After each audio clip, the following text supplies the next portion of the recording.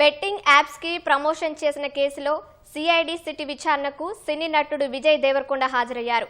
మరింత సమాచారం మా ప్రతినిధి పవన్ ను అడిగి తెలుసుకుందాం. పవన్ చెప్పండి.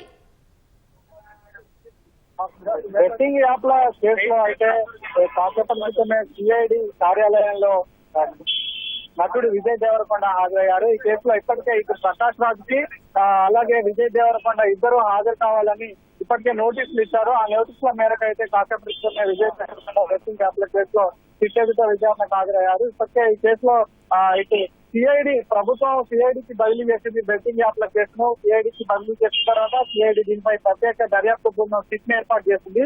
ఆ సిట్ దర్యాప్తులో భాగంగా అయితే విజయ్ దేవరకొండ కాసేపటి క్రితమే ఎదుట విచారణకు హాజరయ్యారు. అధికారులు అయితే ఆయనైతే ఈ బెట్టింగ్ యాప్లకు సంబంధించి అయితే ప్రశ్నిస్తున్నారు. ఇప్పటికే ఈ బెట్టింగ్ యాప్ల ఇటు పంజాగుట్ట కావచ్చు, మియాపూర్ కావచ్చు, సూర్యాపేట, విశాఖపట్నం ఈ రెండు తెలుగు రాష్ట్రాలలో కొన్ని పోలీస్ స్టేషన్లో బెట్టింగ్ యాప్లకు సంబంధించినటువంటి కేసులు నమోదయ్యాయి.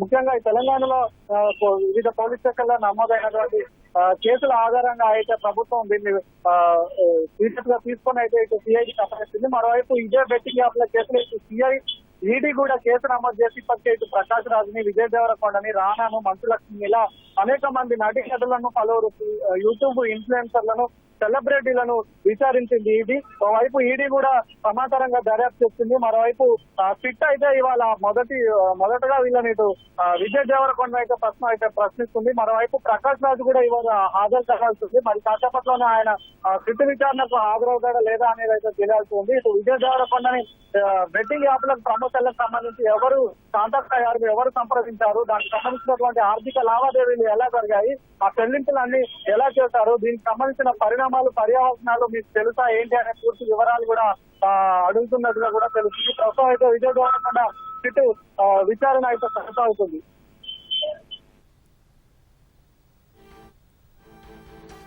ధన్యవాదాలు పవన్.